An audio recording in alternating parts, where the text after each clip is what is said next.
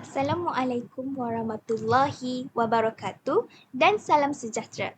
Nama diberi Alia Kaisara binti Muhammad Hanafiah dari kelas Bahasa Melayu ambilan Jun 2023.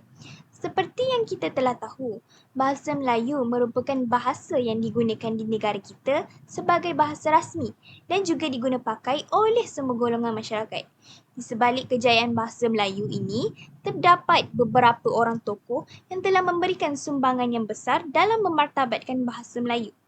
Antara tokoh-tokoh tersebut ialah R.O. Winstead, W.G. Shalaber, Oti Dusek, Munshi Abdullah, Asma Haji Omar dan juga Nik Sapiah Karim.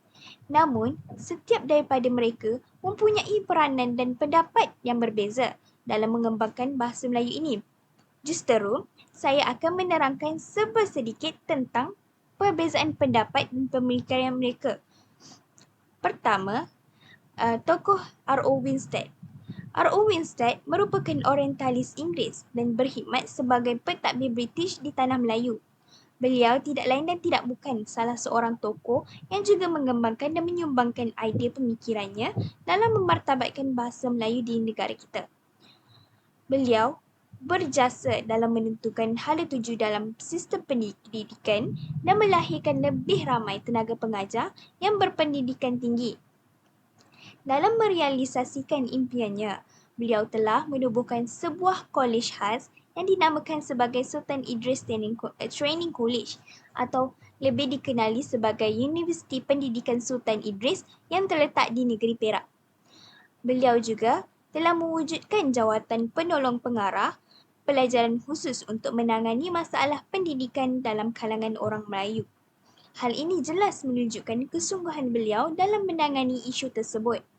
Beliau telah pun menerbitkan lebih kurang 85 buah buku bacaan sekolah melalui Malay School sumbangan series.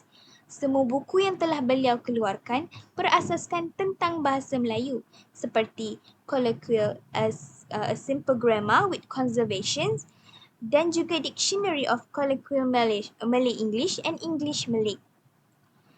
Dari sudut pemikiran pula, terdapat tiga pendekatan pemikiran iaitu pemikiran funsionalis, pemikiran humanisme dan juga sejarahisme. Dalam pemikiran funsionalis, pihak British mengetahui agama Islam merupakan kepercayaan bagi penduduk di tanah Melayu. Dimaklumkan mereka ini anti kepada agama Islam, tetapi mereka tidak pernah melakukan apa-apa tindakan ke atas penduduk. Justeru, mereka mempunyai taktik yang lebih baik dengan mewujudkan perjanjian pangkur untuk merendahkan taraf agama Islam sehingga Raja Melayu di tanah Melayu ini hilang kuasanya dan hanya boleh memberi perintah berkaitan agama sahaja.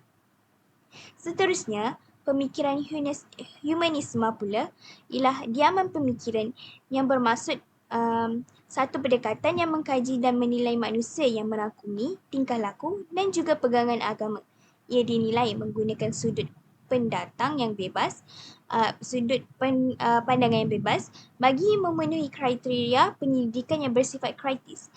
Akhir sekali, dalam pendekatan pemikiran sejarahisme, di mana ia juga menggunakan sudut pandangan yang bebas dalam memahami sesuatu fakta sejarah dan kebergantungan yang sepenuhnya pada akal untuk mencari kebenaran. Seterusnya, kita akan beralih kepada tokoh yang kedua iaitu W.G. Shalaber. W.G. Shalaber merupakan seorang askar, penterjemah Alkitab dalam bahasa Melayu dan juga penyumbang dalam memartabatkan bahasa Melayu. Beliau telah pun menerbitkan bukunya sendiri yang berjudul Sejarah Melayu ataupun lebih dikenali sebagai Sulalatus Salatin, iaitu versinya sendiri. Sebanyak 55 buah buku karya sastera yang telah diterbitkan oleh beliau, terutamanya berkaitan sejarah Melayu. Buku-buku yang dihasilkan oleh beliau banyak mengenai perbendaharaan kata Melayu, kamus, buku teks dan kerja-kerja keagamaan bagi misi Kristian. Beliau juga telah berjaya menubuhkan beberapa buah syarikat percetakan dengan bantuan Datuk Dalam. Antara syarikat percetakan beliau ialah Mission Press, Methodist Publishing House dan Malaya Publishing House. Kesan daripada sumbangan beliau ini, bahasa Melayu dipandang tinggi oleh masyarakat dunia. Seterusnya, kita akan pergi kepada pemikiran. Dalam bidang pemikiran, beliau turut memainkan peranan dalam bidang penulisan sejarah Melayu. Antara hasil karya beliau dalam sejarah Melayu ialah Hikayat Abdullah bin Abdul Qadir, iaitu dalam versi bahasa Latin, kamus, buku tata bahasa Melayu dan terjemahan Perjalanan Sang Musafir. Beliau turut berkolaborasi dengan penulis Melayu seperti Sulaiman bin Muhammad Nur dalam menghasilkan kitab Kiliran Budi dan Hikayat Hang Tuah. Pada tahun 1912, versi penterjemahan beliau telah diterbitkan. Versi Sheila Bair ini adalah versi yang memberi fokus kepada penggunaan istilah bahasa Melayu yang lebih sesuai. Dalam sudut lain, Sheila Bair ini lebih menjaga sensitiviti masyarakat Muslim. Beliau juga mementingkan penggunaan istilah bahasa Melayu yang lebih sesuai agar tidak menyinggung perasaan mana-mana orang Muslim. Seterusnya kita akan beralih kepada tokoh yang terakhir iaitu Oti Dusek. Oti Dusek telah berperanan dalam memberi sumbangan yang amat besar dalam pendidikan orang Melayu. Beliau telah ditugaskan sebagai seorang guru di Alliance Grammar School di England, pembantu guru di Sekolah Tinggi Melaka, pengetua di Kolej Melayu Melaka dan juga pengetua pertama di Sultan Idris Training College. Selain daripada itu, beliau juga telah pun menubuhkan pejabat karang mengarang di SITC dengan bantuan Zakbar.